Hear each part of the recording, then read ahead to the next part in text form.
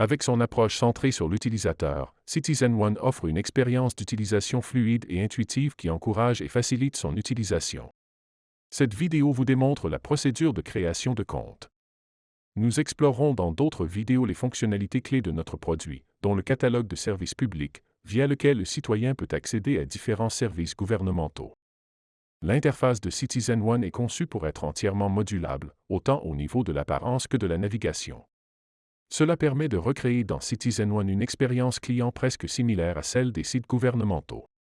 Vous voyez actuellement l'interface native de Citizen One, mais gardez en tête que l'interface peut être entièrement modifiée selon la charte graphique de n'importe quelle marque. Créer un compte sur Citizen One est simple. Sur la page de connexion du portail gouvernemental, un utilisateur sans compte actif doit cliquer sur l'hyperlien présenté à l'écran pour accéder au formulaire d'inscription. L'utilisateur accède ensuite aux différents champs du formulaire d'inscription. Ces champs seront définis selon les requis de l'institution gouvernementale. Notez que Citizen One est doté d'un schéma d'inscription modulable afin de satisfaire aux différentes exigences des institutions. La protection des renseignements personnels des individus est très importante pour nous. Nos formulaires reflètent cette mentalité, en étant aussi courts que possible.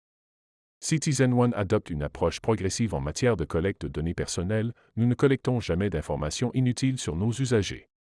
L'utilisateur doit fournir des données minimales pour créer son profil initial, des informations complémentaires seront ensuite demandées lors de l'inscription à des services particuliers. Nous explorerons ce processus dans une autre vidéo. Pour créer son compte, l'utilisateur doit remplir les champs déclinés à l'écran.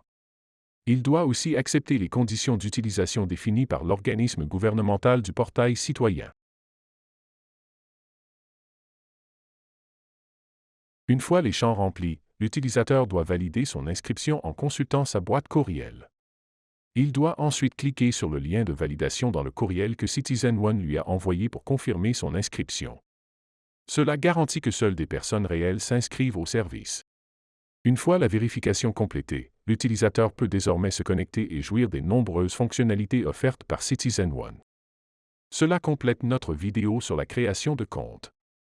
Dans la prochaine vidéo de notre série, nous verrons comment un utilisateur peut se connecter à son compte afin d'accéder aux différents services publics disponibles via Citizen One.